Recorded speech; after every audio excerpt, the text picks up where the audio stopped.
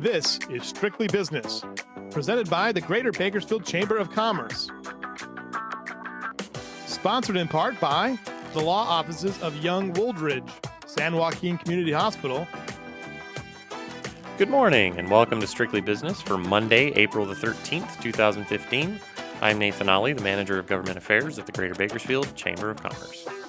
On today's show, Debbie Charpentier, CEO of Charpentier Wealth Strategies, will explain the importance of taking advantage of your company's 401k plan and how saving money now can help you later on. Then we'll have Roger Perez, the Executive Director of the Kern County Museum, and Roger will stop by to discuss the upcoming Kern County Nut Festival and the impact it has on our local economy. But first, let's take a look at some business news you can use. The state has unveiled preliminary guidelines on drought water cuts.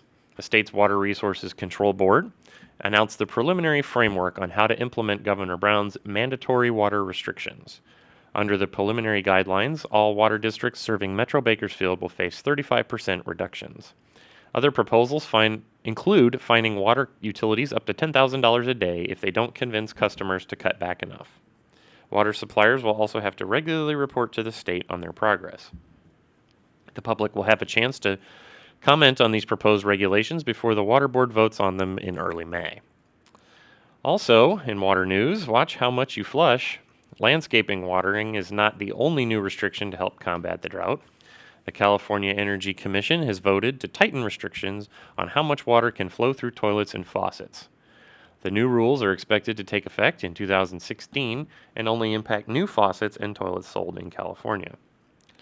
Sticking with the water theme, a 3-day watering ordinance has been approved by Bakersfield's Water Board. In response to Governor Brown's call for California to slash its water usage by 25%, the City Water Board approved an emergency ordinance that outlines when local residents can water their landscaping. The Bakersfield Californian reported that residents with even-numbered addresses can water on Sundays, Wednesdays, and Fridays. Residents with odd-numbered addresses can water on Tuesday, Thursday, and Saturday, with no watering permitted on Mondays. The ordinance, however, does not put a time limit on how long you can water your lawn, but does encourage residents to water in the early morning or in the early evening. The ordinance will go to the Bakersfield City Council on April the 22nd for approval. The state's improving air quality could be hampered by the drought. A new report from the Valley Air District found that California's air quality has substantially improved over the past few years, but it warned that the prolonged drought could increase the amount of particulate matter in the air. Air officials say a lack of rain means the ground is drier, and that can lead to more loose dust and soil that can be kicked up into the air. The city's sales tax has taken a hit recently. The Californian reported that the city's fourth quarter sales tax revenue is down nearly 2%. Although sales tax for 2014 was better than compared to 2013, city officials say revenue was down nearly $1.4 million in October, November, and December of last year. Production and job cuts in the oil industry, lower sales of building materials, and a revenue drop from specialty stores all played a role in the overall decline in sales tax. Here's a story that will hopefully improve some of that sales tax. Maserati is opening its first dealership in the Central Valley. The Californian reported that the Bakersfield's first Maserati dealership has opened down in Bakersfield's Auto Mall. The new dealership will carry 3 models, with the lowest priced car going for only $72,000.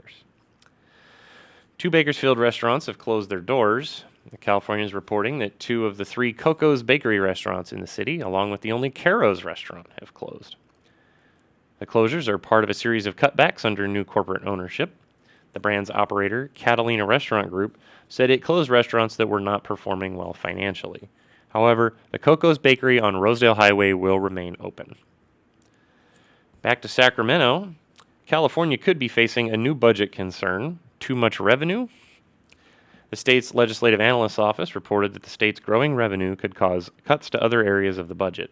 The problem is the state's formula for funding public schools and community colleges, while leaving less flexibility in spending.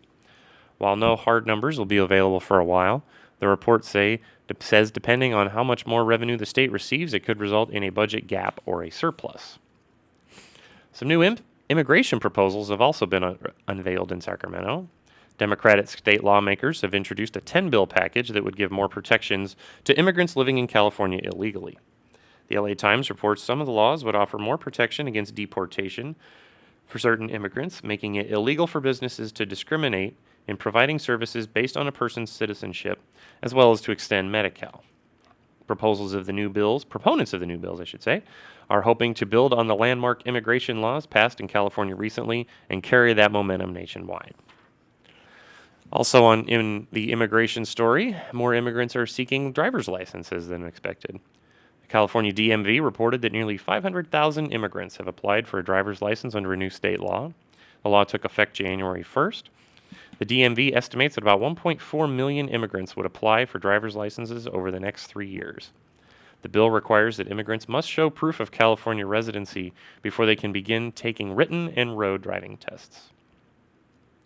In education news, this year marks the first year that students will ditch their Scantrons and pencils for computers to take the new state Smarter Balance test, which is part of the Common Core curriculum. The question is, are the districts technologically ready? A study by the Public Policy Institute of California found that most districts were ready in terms of hardware and internet bandwidth, but less so with software, teacher training, and IT staff. The study also found that larger districts are better prepared to take the new tests than smaller ones. And finally, Starbucks is paying its employees to go to college. The LA Times reported that Starbucks now plans to pay for its employees to receive a bachelor's degree through Arizona State University. Starbucks partnered with the university in June to offer a 2-year tuition-free online education program for its employees, and so far 2,000 Starbucks employees have enrolled. The coffee giant plans to pay about $250 million to help at least 25,000 Starbucks employees graduate by the year 2025. There's a look at some business news around the region.